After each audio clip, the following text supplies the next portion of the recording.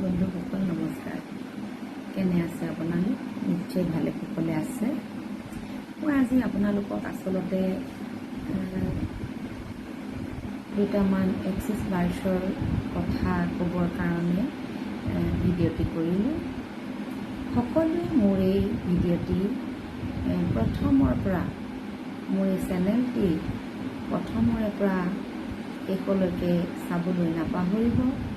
আৰু এই ভিডিঅ'টিত মই যিখিনি কথা ক'ম আপোনালোকক, সেই কথাখিনি কিন্তু অতি তাৎপৰ্যপূৰ্ণ আৰু গুৰুত্বপূৰ্ণ বুলি মই ভাবোঁ। আমাৰ সকলোৰে একোজনা গুৰু আছে, ভগৱান আছে, ঈশ্বৰ আছে। প্ৰত্যেকটো জাতিৰেই নিজৰ নিজৰ ইষ্ট দেৱতা আছে আৰু সকলোৱে নিজৰ নিজৰ ইষ্ট দেৱতাক নিজৰ হৃদয়ৰ গহ্বৰৰ পৰা আমি সকলো সময়তে স্মৰণ কৰি থাকোঁ। এতিয়া কথা হ'ল, মই যি এক্সিছ বাৰ্ছৰ কথা ক'বলৈ আহিছোঁ, মানুহৰ এই শৰীৰটোত বিভিন্ন ধৰণৰ ক্ৰিয়া প্ৰতিক্ৰিয়াসমূহ বিভিন্ন সময়ত হৈ থাকে আৰু যেতিয়া এই সুন্দৰ ক্ৰিয়া প্ৰতিক্ৰিয়াসমূহৰ ব্যতিক্ৰম হয়, কিছুমান ৰোগৰ বেমাৰৰ পৰাও বা কিছুমান মনৰ অস্থিৰতাৰ পৰাও ক্ৰিয়া প্ৰতিক্ৰিয়াসমূহৰ দ্বাৰা আমাৰ ৰক্ত সঞ্চালন ভালকৈ আচলতে নহয়। আমাৰ গোটেই শৰীৰটোৰ যেনে ধৰণৰ চিন্তাই নহওক কিয়, যেনেকুৱা কামেই নকৰোঁ কিয়, আমাৰ এই মূৰটোৱে আচলতে সকলোখিনি পৰিচালনা কৰি থাকে। গতিকে এক্সিছ বাৰ্ছক কি নাই বুলি ক'ম? এক্সিছ বাৰ্ছ যদি অনেষ্টলি নিজৰ আন্তৰিকতাৰে শ্ৰদ্ধাৰে যদি এক্সিছ বাৰ্ছ ছেশ্যন লয় এক্সিছ বাৰ্ছৰ, তেতিয়াহ'লে শৰীৰত থকা নানান ধৰণৰ বেমাৰৰ পৰা উপকৃত হ'ব পাৰে। সৰু সৰু ল'ৰা ছোৱালীৰ পঢ়া শুনাৰ ক্ষেত্ৰত এক্সিছ বাৰ্ছে বহুত সুন্দৰ ফলাফল দেখুওৱা আমি নিজৰ ঘৰতেই পাইছোঁ। যিবোৰ ল'ৰা ছোৱালী পঢ়িবলৈ মন নাযায়, মনটো অস্থিৰ, অলপ ডিপ্ৰেশ্যন ভাৱত থাকে আজিকালি ল'ৰা ছোৱালীবোৰ, কিন্তু মই এক্সিছ বাৰ্ছ কৰি মই দেখিছোঁ মোৰ বহুতো মোৰ ওচৰত কৰা ছেশ্যন লোৱা মানুহৰ সুফল লাভালাভ পাইছে।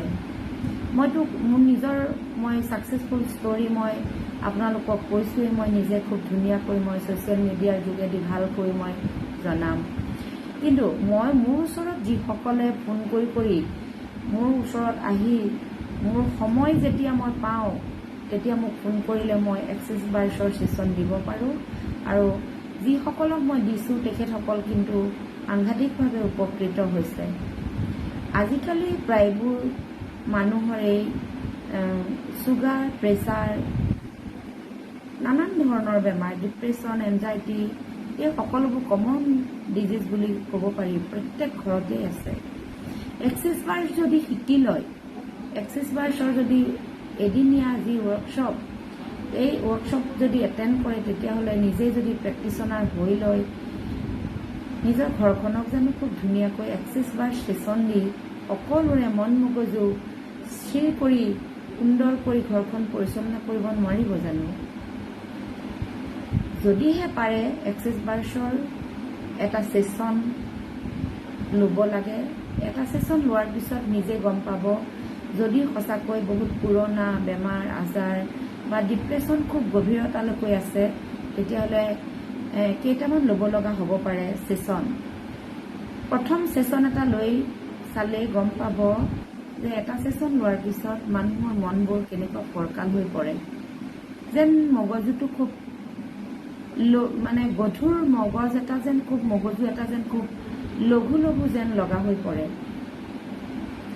আমি সৰুৰ পৰা নানান ধৰণৰ চিন্তা কিছুমানেৰে আচলতে ভাল বেয়া চিন্তা কিছুমান লৈ ডাঙৰ হৈছোঁ। সেই চিন্তাবোৰ আমাৰ এই মূৰত থুপ খাই আছে এই বয়সলৈকে। গতিকে আমি এক্সিছ বাৰ্ছৰ যদি এটা ছেশ্যন লওঁ, দুটা ছেশ্যন, 2-3টা 4টা ছেশ্যন কিমান লাগে সেই কথাটো আমি ক'ব নোৱাৰোঁ, কিন্তু এটা ছেশ্যন লৈয়ে গম পাব যে পৰিৱৰ্তনটো কেনেকুৱা। গতিকে সকলোবোৰ পজিটিভ হৈ পৰে। নিজৰ যিমান ব্লকেজ আছে, মানি ব্লকেই হওক, ফাইনেন্সিয়েল যিমানখিনি প্ৰব্লেম, যেনেকুৱা ধৰণৰ ফেমিলি ইছ্যু, যেনেকুৱা ধৰণৰ শাৰীৰিক অসুস্থতাৰ কথা, সকলোবোৰেই কিন্তু এক্সিছ বাৰ্ছ ছেশ্যন ল'লে খুব সুফল দেখা পোৱা যায় আৰু নিজে আচলতে অনুভৱ কৰিব। আৰু যিসকলে মোৰ ওচৰত ল'লে ইতিমধ্যে তেখেতসকলে মোক বহুতো তেওঁলোকৰ ছাকচেছ ষ্টৰী কৈছে। মই সঁচাকৈ এই কথাবোৰ শুনি বৰ আনন্দিত হওঁ, ভাল লাগে মোৰ। কাৰণ মোৰ যদি মোৰ পৰা লোৱা এক্সিছ বাৰ্ছ ৰানৰ জৰিয়তে, ছেশ্যনৰ জৰিয়তে কোনোবা যদি উপকৃত হয়, মোৰ তাতকৈ আৰু ডাঙৰ কথা একোৱেই নাই বুলি ভাবোঁ। গতিকে মোৰ ফোন নাম্বাৰটো মই তলত আপোনালোকক মোৰ স্ক্ৰীণত দি থোৱা থাকিব। যদিহে আপোনালোকে এক্সিছ বাৰ্ছৰ ছেশ্যন ল'ম বুলি ভাবে, মই ৰুমি ভূঞা, মোৰ লগত আপোনালোকে যোগাযোগ কৰিব। গতিকে মই আপোনালোকক আহ্বান জনাইছোঁ, আপোনালোকে নিজৰ খুব ধুনীয়া, নিজৰ সুন্দৰ জীৱনটোৱেই মানুহৰ সুন্দৰ। শৰীৰটো যদি সুস্থ নাথাকে তেতিয়াহ'লে জীৱনত একো কৰিয়ে লাভালাভ নাই বুলি মই ভাবোঁ। গতিকে সকলোকে মই এটাই আহ্বান কৰিম, এক্সিছ বাৰ্ছৰ আপোনালোকে ছেশ্যন লওক আৰু আপোনালোকে নিজৰ জীৱনটো ধুনীয়া কৰক, নিজৰ পৰিয়ালটো ধুনীয়া কৰক, নিজৰ সৌন্দৰ্যময় হৈ থকা পৰিয়ালটোক ডিপ্ৰেশ্যনত যাবলৈ নিদিব, এনজাইটিত যাব নিদিব, নিজৰ সন্তানসকলক, নিজেও নাযাব। গতিকে এক্সিছ বাৰ্ছে যে জীৱনটো ধুনীয়া কৰিব পাৰে, আহকচোন আপোনালোকে মোৰ ওচৰত ছেশ্যন লৈ কেনে পায় আপোনালোকে তাৰপিছত জনাব মোক। আপোনালোকৰ ছাকচেছফুল যি ছাকচেছ হৈছে এই ছাকচেছফুলি ষ্টৰিবোৰ জনাব। সময়ত মই এই সকলোবোৰ মই মানুহৰ ওচৰত আচলতে ক'বলৈ আনন্দ পাম।